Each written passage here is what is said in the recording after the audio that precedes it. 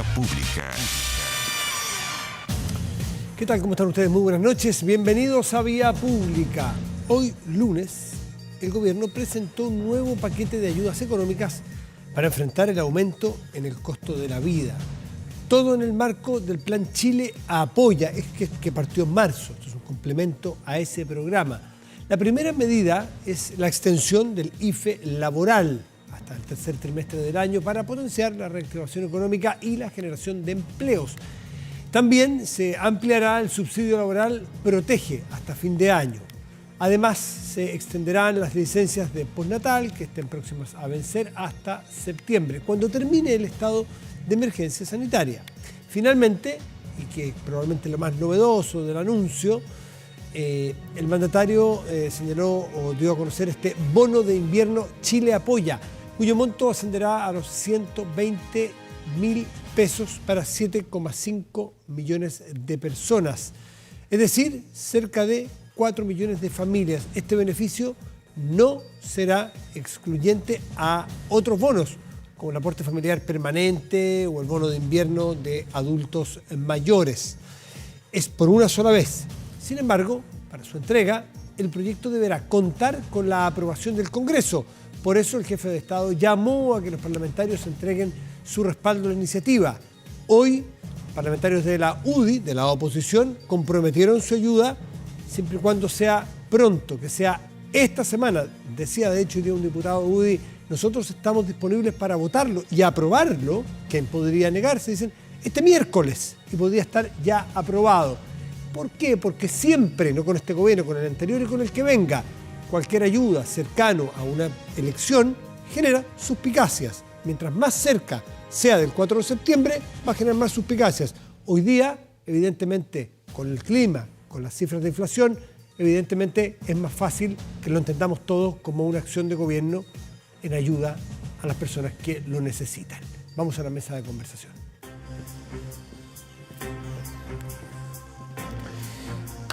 Y está con nosotros el presidente electo de Revolución Democrática, el senador Juan Ignacio Latorre. ¿Cómo está, senador? Buenas noches, gracias por estar aquí. Buenas noches, Matías, gracias por la invitación. ¿Cuándo se presenta este proyecto para ir en ayuda a estas personas, para justamente evitar esa suspicacia y que digan el bono apruebo, esas cosas que usted habrá escuchado hoy día? Evitarlo y que sea efectivamente que nos enfoquemos alguna vez todos juntos en una ayuda o un bono, como debiera ser este. Sí, no tengo la información precisa de cuándo ingresa el proyecto de ley. Yo estoy de acuerdo en que sea lo antes posible porque el foco es más bien social, es una política social paliativa en un contexto de alza del costo de la vida, invierno. En un momento fue el bono parafina de un gobierno anterior y ha habido bonos. Absolutamente, sí. Y esto es parte del Plan Chile Apoya, que como hoy día lo explicaba el ministro Marcel, a mí me tocó acompañar al presidente ahí en Quinta Normal.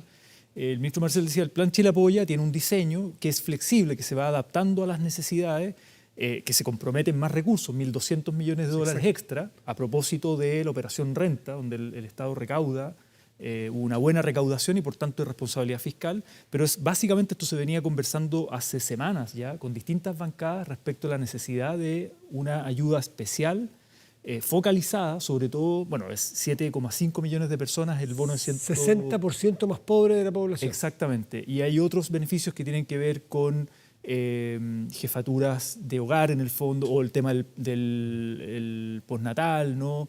En el fondo hay distintos instrumentos, algunos son transferencias monetarias. Siendo gobierno ahora, ¿entienden más la lógica de que hay que focalizar las ayudas, sobre todo para que no tenga un efecto secundario de una inflación que va a afectar eventualmente a los mismos que se quiere beneficiar? Que yo creo que cada contexto tiene sus propias responsabilidades, por decirlo así. No es lo mismo una pandemia cuando te obligan a estar encerrado en la casa y por tanto muchos hogares pierden la posibilidad de, o que no pueden trabajar teletrabajo, ¿no? Y hay hogares que dejan de percibir ingresos o gente que está en la economía informal, que depende del salir a la calle, versus un escenario como el que estamos hoy día, que estamos en pandemia, pero donde sí, pero estamos movilizando. No se lo digo solamente en función de lo que ocurrió en la pandemia, la focalización o la universalidad. En general, si uno pudiese diferenciar ideológicamente a la izquierda y a la derecha, bien grueso, bien generalista, es que uno es más de las ayudas universales y otros más de las ayudas focalizadas. De hecho, se critican unos con otros porque uno le parece poco eficiente y al otro le parece poco justo, poco amplio. ¿Comprenden ahora mejor que es bueno el cilantro, pero no tanto, digamos, que hay que focalizar?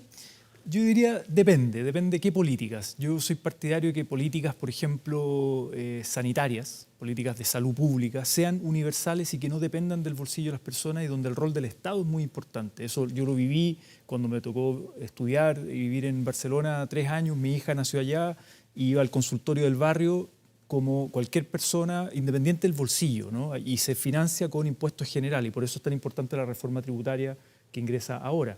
Versus las transferencias monetarias. Las transferencias monetarias, hay toda una discusión que es más ideológica también. Hay quienes plantean debería existir una renta básica universal de ciudadanía, como un piso mínimo, que te proteja de la miseria y te dé un piso para poder desenvolverte en el mercado, pero ya con un piso de seguridad que no te... que te libere justamente de la miseria, ¿no? ¿Estamos en un contexto que podría empujarse algo así? Yo creo que en el contexto actual, donde hay todavía necesidades donde no tenemos un estado de bienestar en Chile, donde estamos con un contexto de inflación importante, donde no tenemos un pacto fiscal todavía, vamos a empezar a discutir la reforma tributaria que le va a permitir a Chile empezar a construir un pacto fiscal más de largo plazo. Esas políticas no serían permanentes, en mi opinión, y por tanto las transferencias monetarias han de ser más focalizadas. En eso estoy de acuerdo. Pero más aún cuando vivimos contextos de invierno, de alza del costo de la vida, tienes que combinar, por un lado, decir, me hago cargo de la inflación, pero por otro lado también llego con ayudas sociales a las familias que están padeciendo ese costo de la vida, porque las familias de más alto ingreso no padecen necesariamente el aumento de... Chile sufre una inflación, no es el único país del mundo, que duda cabe, pero estamos entre los países de Latinoamérica que tiene más alto nivel de inflación. Eso podría explicar que hay un factor exógeno y también hay un factor endógeno, o sea, doméstico, local. ¿Ustedes reconocen que hay una incertidumbre, que hay que hacerse cargo de ella, incertidumbre política, que está afectando a la inflación y por ende a los ingresos reales de los más pobres? Yo tiendo a explicar la inflación, como tú bien dices, Matías, una parte es externa, todo lo que está ocurriendo, la guerra Ucrania, y que además, exacto, y que además nosotros estábamos en campaña y no sabíamos que iba, o sea, esa guerra explota en el verano, ¿no? 24 de febrero. Exactamente. Por otro lado, todas las políticas de los retiros del Fondo de Pensiones, que lo hemos discutido varias veces, fueron incrementando también la dinámica inflacionaria o la presión inflacionaria con la liquidez en el sistema. 50.000 millones de dólares de retiros. Y los IFE, el IFE que finalmente se aprobó, que también en un contexto ya no de restricción sanitaria, también todo eso influyó. Por tanto, yo no diría que el escenario de incertidumbre, si a eso te refieres con el apruebo, el rechazo, el proceso constituyente, genera o lo que inflación. pasa después de que gane uno u otro. Yo no sé si eso está relacionado con la inflación. Esa es mi opinión. Ahí podríamos explicar... El presidente del Consejo Minero decía que hay muchos proyectos de inversión minera que están detenidos, más otros que los ha detenido el Consejo de Ministros, por ejemplo. Sí. En fin, que hay proyectos de inversión que están a la espera. Pero hay un dato que entre enero y mayo se aprobaron... hay el flujo de inversión extranjera en 9.000 millones de dólares, que es muy superior al del periodo de varios años anterior. O sea, estamos en un momento donde el inversionista extranjero está apostando en Chile y además... Pero si se consolidaron, no es que estén apostando entrando, sino que se ejecutaron, que venían desde antes. Venían desde antes, obviamente no son inversiones pero a ver, venían desde antes pensándose y sabiendo que veníamos de un estallido social, de pandemia, un gobierno de Piñera en el suelo, que venía un cambio de gobierno, un presidente joven de izquierda y un proceso constituyente en marcha. O sea, los inversionistas leyeron todo ese contexto y así todos están apostando por Chile. 9.000 millones de dólares de flujo de inversión extranjera. Y los proyectos aprobados en este contexto son superiores, no recuerdo la cifra ahora, de los que han sido rechazados. Entonces, yo diría, ojo con esta dinámica, porque hay lecturas para todos o sea, tú le preguntas a un economista A o B y tiene opiniones distintas, o observadores internacionales y dicen, mira, Chile puede canalizar su crisis social de manera muy bien, democrática, institucional, y otros dicen, no, acá vamos camino al despeñadero. No, hay de todo siempre. Sobre todo cuando son alternativas son solo dos alternativas. A y B. No es que hay como una elección que hay muchos matices, hay segundas vueltas. No, aquí es binario, súper binario. Nos jugamos un momento histórico de cambios con un proceso constituyente democrático, con un texto que está ahí sobre la mesa y que la gente lo tendrá que... Al respecto de las alternativas binarias de la papeleta, no es binario si uno escucha a los analistas o a los actores políticos, porque hay apruebos con apellido y hay rechazos con apellido. Por lo tanto, esa situación binaria se transforma en escala de grises, ¿no es cierto?, en la realidad. Con lo cual hace pensar que no hay que ser muy despierto para darse cuenta que el 5 de septiembre va a haber que conversar entre unos y otros. ¿Qué le parece en ese contexto la propuesta de nuevo acuerdo por la paz y la Constitución y nueva Constitución que plantea el presidente de la Cámara de Diputados? A ver, yo estoy de acuerdo en que la conversación constitucional, y en eso con la famosa carta del expresidente Ricardo Lagos, ¿no? Yo estoy de acuerdo en que la conversación constitucional continúa el 5 de septiembre independiente del resultado. Pero, y ahí no estoy de acuerdo con el otro punto de la carta, en que no da lo mismo el resultado, en mi opinión, no da lo mismo si ganara el rechazo. ¿Qué es lo que ocurre con un posible escenario del triunfo del rechazo? Es que queda en manos del actual Congreso las reformas a la nueva Constitución, porque nadie dice cuál va a ser el mecanismo. Algunos dicen, no, hay que plebiscitar, que la gente elija entre una comisión de expertos, entre el Congreso o una nueva convención. La gran mayoría quiere una comisión de expertos, curiosamente, según la última encuesta Criteria, pero en fin. Si es que le creemos a la encuesta tal cual lo que dicen, pero bueno. Hay encuestas serias y hay 5 o 6 encuestas que son bien serias y esa es una de las que ha demostrado ser seria. Claro, pero la última consulta que se le hizo a la ciudadanía... Pero es una encuesta, no es una realidad. No, de acuerdo, por eso. O sea, el plebiscito de entrada demostró una realidad que el 80% prácticamente de la población dijo que era nueva Constitución y además con un mecanismo de una convención 100% elegida por la gente. Si hiciéramos un nuevo plebiscito ahora o en un tiempo más, no sé si cambie ese resultado o no y la gente se incline mayoritariamente por una comisión de expertos. No sé, tengo mis dudas, pero en el fondo lo que voy es que se genera un escenario de incertidumbre muy grande, y eso muchos analistas también lo plantean, versus que si gana el apruebo, con el texto en mano que conocemos ahora, se puede reformar ese texto. ¿Dónde se reforma? Se reforma en el Congreso. En el mismo Congreso. Claro, pero con un texto construido democráticamente,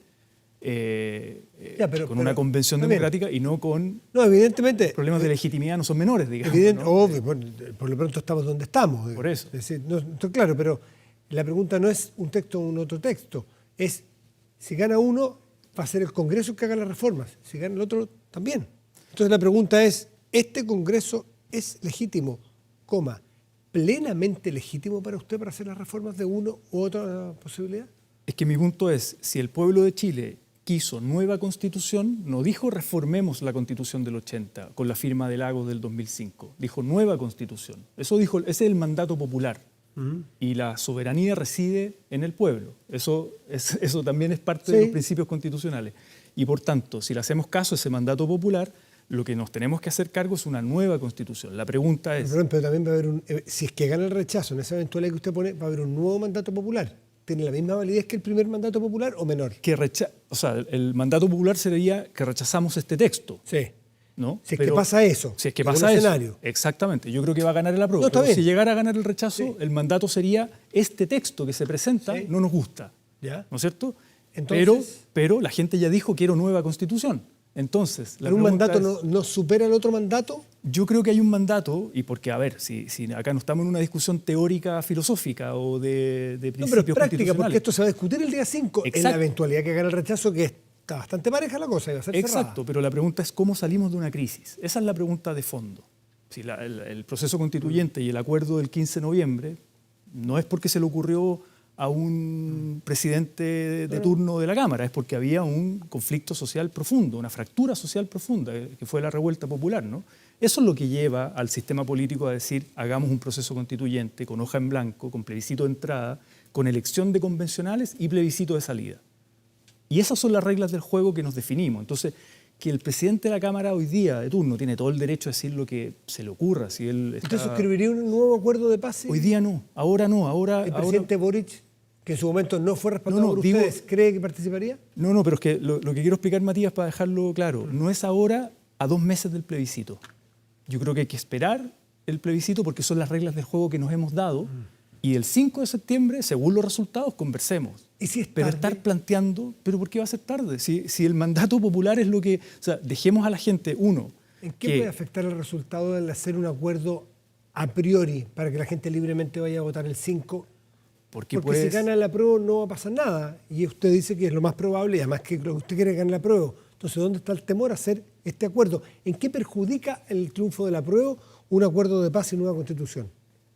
Pero si ese acuerdo ya se hizo, ¿para qué hacer otro? Esa es mi pregunta. A 2 meses de un plebiscito donde la gente tiene que leer el texto primero, recién se entregó el 4 de julio. Porque lo probable es que no sea 80-20, lo probable es que sea 55-45, por ejemplo. Que la regla, si es muy apretado el resultado, obviamente habrá que tener una conversación el 5 de septiembre en adelante, decir qué aspectos son los que generan más críticas, más dudas, porque no sabemos, la gente no es que la gente que vota rechazo diga, mira, no me gusta el texto, tal capítulo o tal otro. Claro, es difícil saber. Es difícil saber, tal vez no me gustó el proceso, los convencionales, es muy difícil saber, ¿no? Entonces, la pregunta es, ¿por qué a 2 meses del plebiscito, donde la gente se tiene que pronunciar, donde tiene que haber un debate sobre el texto, vas a estar confundiendo a la ciudadanía con un acuerdo entre el Congreso actual para decir qué cosa, ¿no? Esa es lo que no me termina de cerrar a mí y de plantear lo demás antes. Es como algunos que dicen, mira, aprovechemos ahora de bajar el quórum de los 4/7, rapidito, hagámoslo rápido, ¿no? Porque si usted vota rechazo, no importa, no se preocupe, nosotros vamos a hacer los cambios ahora que no hicimos en 30 años. Es como una manera de decir, una estrategia electoral, uno podría decir, a favor del rechazo, ¿no? En vez de decir, mira, dejemos que la ciudadanía se pronuncie, lea el texto, converse sobre el texto, saque sus conclusiones, vote informado, vote el 4 de septiembre y veamos el resultado. Juan Ignacio Latorre, presidente electo y senador de Revolución Democrática. Gracias por estar aquí, buenas noches. Gracias, Matías. Buenas noches igualmente. Chao, chao. Hacemos una pausa y ya volvemos, espérenos.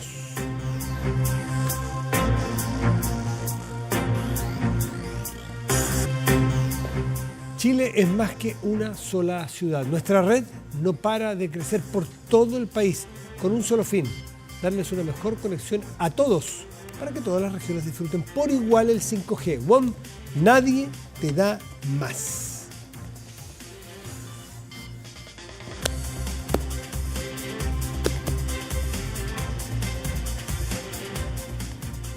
Hoy es lunes 11 de julio, por lo tanto el sábado fue 9 de julio. 9 de julio es la fecha de la independencia, después de una semana la historia argentina indica que una semana, un periodo largo de independencia que se consolida ese 9 de julio y entonces se conmemora la fiesta nacional del 9 de julio. Al ser una fiesta nacional probablemente había más espacio y los años anteriores ya ha habido algunas manifestaciones y protestas directamente contra el gobierno. Alguien podrá decir, bueno, tiene que ver con el 9 de julio. Otro dice, momento, es el inicio de un montón de hechos de protesta en la política argentina, dada la situación económica y social, que puede terminar mal. Y no es que uno sea agorero, porque hay muchos gobiernos argentinos que han terminado mal. No podemos olvidar el 20 de diciembre de 2001, ¿no? Con De la Rúa partiendo en helicóptero. Claro, eso fue ya el epítome del desastre. Nada que ver con lo que puede ocurrir ahora. Pero si crecen las protestas sociales, hay gente que teme que se desestabilice el gobierno actual, faltando 1 año y medio para las elecciones. Está con nosotros para analizar este fenómeno más globalmente y más con comprensión de historia y de tiempo, Gilberto Aranda, académico del Instituto de Estudios Internacionales de la Universidad de Chile. Gilberto, como siempre, gracias por estar aquí. Muchas gracias, Matías. Buenas noches. Hice la mención a esa fatídica tarde del 20 de diciembre del 2001 con De la Rúa arrancando prácticamente el helicóptero. No porque lo de hoy se le parezca, pero es que algunos dicen, bueno, así partió. Y muchos gobiernos en Argentina parten cuando terminan cayendo, parten así y es una bola de nieve que empieza a crecer. ¿Tú ves fenómenos de bola de nieve aquí en la crisis argentina? En la actual, hay muchos elementos que nos hablan de una crisis instalada, pero que se ha procurado desescalar. Y precisamente la semana pasada, finalmente, después de 30 días, hubo una reunión en Casa Rosada donde el presidente Fernández se encontró con la vicepresidenta Cristina K. Enemigos íntimos. Así es. Ahora, colocando esto en historia, Argentina reúne en los últimos 80 años una combinación de política de Congreso e instituciones con mucha calle. Sí. El peronismo nace el 17 de octubre de 1945 para muchos efectos, y la calle, lo que ocurre en la calle es bien importante en la historia del peronismo. Entonces, la verdad es que esto no es inédito en la historia argentina, pero claramente hay algunos elementos que hacen presagiar que estamos en un momento bien crítico, donde está tensionado el gobierno, pero también hay divisiones en la oposición. Y bueno, vamos a tener de aquí a la próxima elección de noviembre del 2023, va a correr mucha agua. Claro, el problema es que tenemos un presidente como Alberto Fernández que su principal oposición la tiene en su grupo político, en el peronismo kirchnerista, en la cámpora, en ese grupo.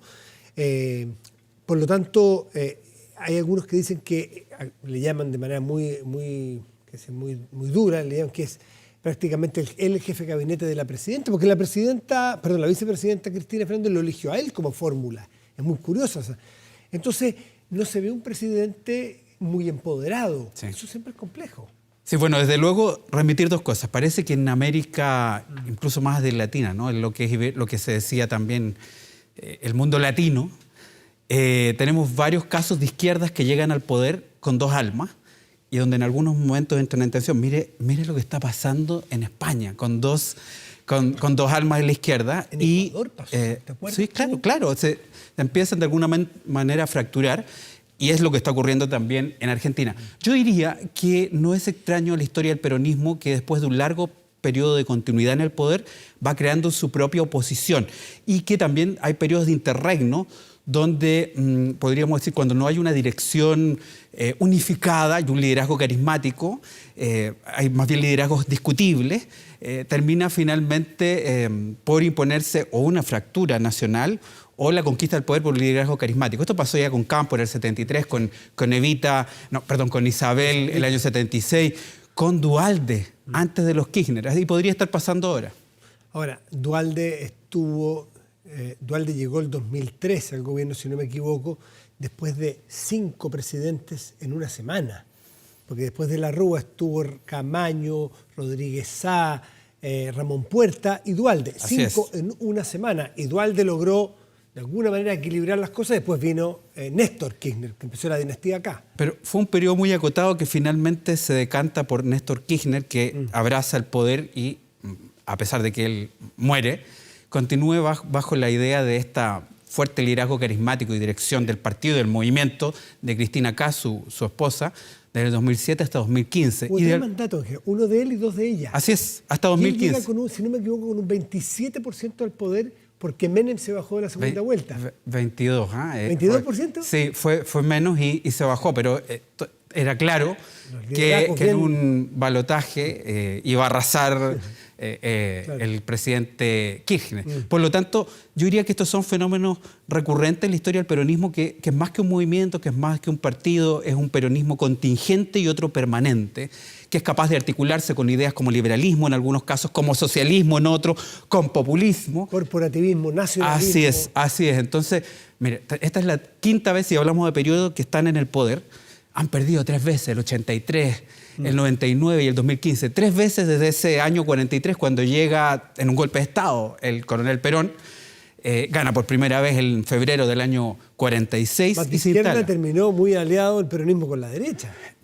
López Rega, la AAA. Sí, pero yo diría que es una expresión en esa época de un corporativismo.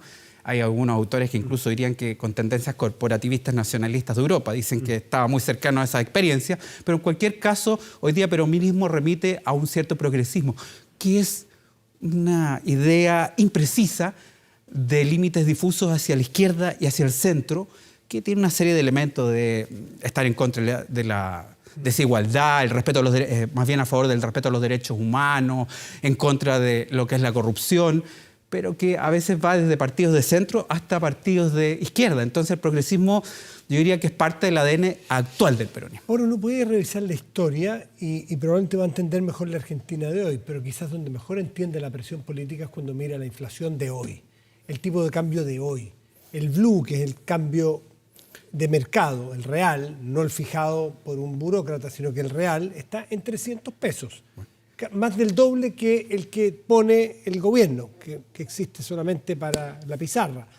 300 pesos, bajó un poquitito hoy día. Y la inflación, que se estima que puede llegar al 98% se estimaba para el año completo.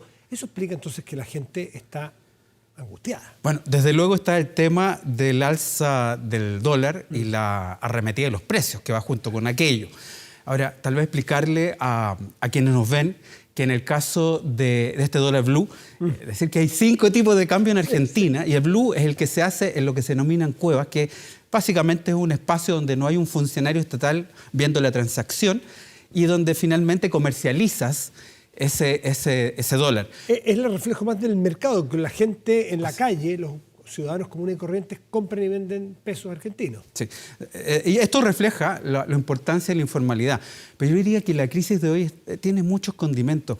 El día 9 de julio que comentabas, hubo manifestaciones en varias ciudades, pero una muy importante de la oposición, reclamando más libertades y una serie de otras cuestiones en el Obelisco, pero al mismo tiempo, lo que decías, habían otras expresiones de lo que podría ser el movimiento Evita, el Frente o Confederación de Trabajadores de la Economía Popular, la Cámpora, desde la Plaza de Mayo reclamando que también el gobierno termine sus negociaciones con el FMI. Entonces, el actual gobierno de Fernández, la verdad es que está bajo una tensión no solamente de la oposición, sino que al interior, como dice, yo diría que no solamente el tema de la Cámpora, así que hay tensiones incluso con su vicepresidenta, y eso ha hecho muy difícil el manejo, y diríamos que uno de los reclamos que parece que está instalado es el de definir la no reelección de este presidente Fernández.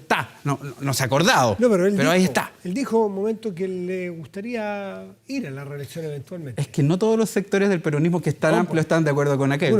Algunos quieren que sea la propia Cristina. Así es. Hay muchas cuestiones que de alguna manera están de acuerdo los diferentes liderazgos de lo que es el Frente de Todos, donde está el kirchnerismo, está el presidente Fernando, está el masismo, ¿no? Sergio Massa, el presidente de la Cámara de Diputados, líder de lo que es el peronismo de región, el peronismo federal. De los gobernadores. Básicamente que esta cuestión se tiene que ir resolviendo este invierno. No hay espacio para más, porque en 16 meses son las elecciones. Si no, podría pasar la gravitación hacia lo que es Juntos por el Cambio de la oposición. Entonces, que también tiene sus divisiones. Entonces, la verdad es que está muy revuelto. Bullrich, Macri, Vidal, hay también muchas cuerdas para ese trompo también. Así es.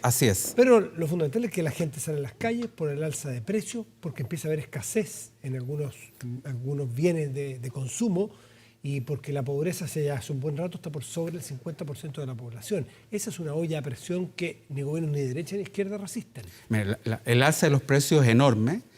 Y incluso aquí que estamos, la verdad, muy sorprendidos y es evidente que acá hay una alza de precios importante por los más diversos factores, internos y externos.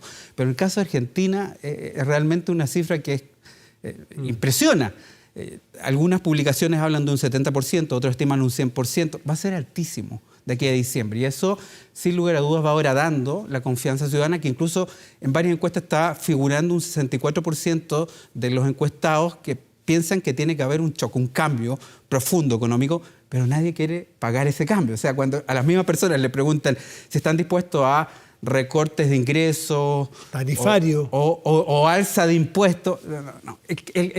El shock lo tiene que pagar, el reajuste lo tiene que pagar otro. Y ese es un problema, sin lugar a dudas. Un problema largo de arrastre de los argentinos, como decía un líder de ese país, decía, mientras los argentinos gastemos más de lo que producimos, vamos a tener siempre este déficit. Y ese déficit hay que financiarlo con préstamo, cuando nos prestan, o con emisión, con inflación. Los dos caminos son difíciles. Absolutamente. Y aquí la negociación con el Fondo Monetario Internacional es crucial. Ya está cerrada, se cerró en enero. Pero como hubo cambio de ministro de Economía, si esto empezó también por ahí, ¿no? Ahí se disparó también el precio del dólar financiero. Entonces, como hubo cambio de ministro de Economía de Martín Guzmán a Silvina Batakis, la pregunta es, ¿se asumirá completamente lo ya negociado o se intentará una nueva negociación por los 44.000 millones de dólares adeudados? Es una cifra enorme y ciertamente un tema espinoso para cual sea el gobierno que sea reelecto. Gilberto Aranda, como siempre, muchísimas gracias por estar aquí. Muchas gracias a usted y no puedo dejar de decir que un saludo a los y las colegas periodistas en este 11 de julio también.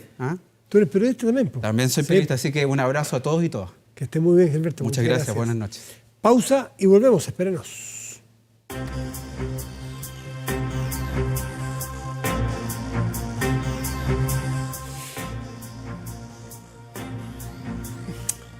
Sí. Nada, estamos de vuelta aquí en nuestra vía pública para decirles que tienen que protegerse de la delincuencia con Tepillé. Vigilancia en tiempo real de cámaras de seguridad con audio disuasivo para su empresa. Alarmas Tepillé con cámaras conectadas a su smartphone y botón de emergencia móvil para su hogar. No sea usted la próxima víctima y contrátelos en tepillé.cl. Vamos a la pantalla grande de nuestro estudio, revisamos nuestro portal. No, primero nuestro portal de noticias24horas.cl, que tiene en este momento como destacada las diferencias entre el IFE, que es el ingreso familiar de emergencia universal, y el bono invierno del gobierno. Véanlo, 24horas.cl están todos los detalles.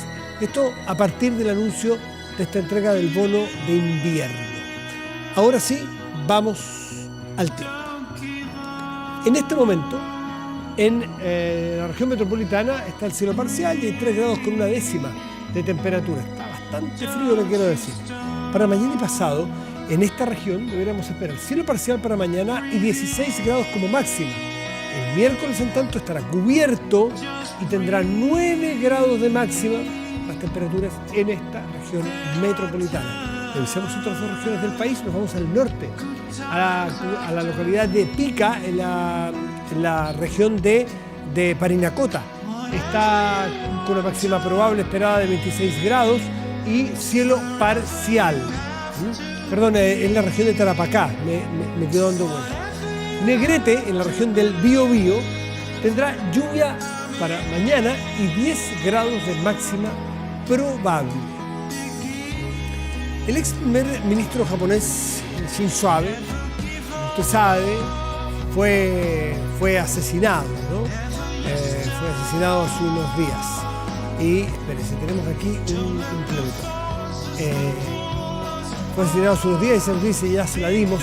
Y la verdad que tuvo un problema con el guión. No es esa noticia la que vamos a hablar ahora. Más bien, pensé que tenía alguna referencia con el tema musical que teníamos. El tema musical que hace mención es Ajá. Esta banda noruega lanzó este disco luego de 7 años, un nuevo sencillo. Se trata de I Am In, canción que ya revisamos de fondo. Este es el primer adelanto de su próximo álbum, The North, con fecha de estreno el 21 de octubre del 22. Con este sencillo, el trío abre una nueva etapa para Ajá.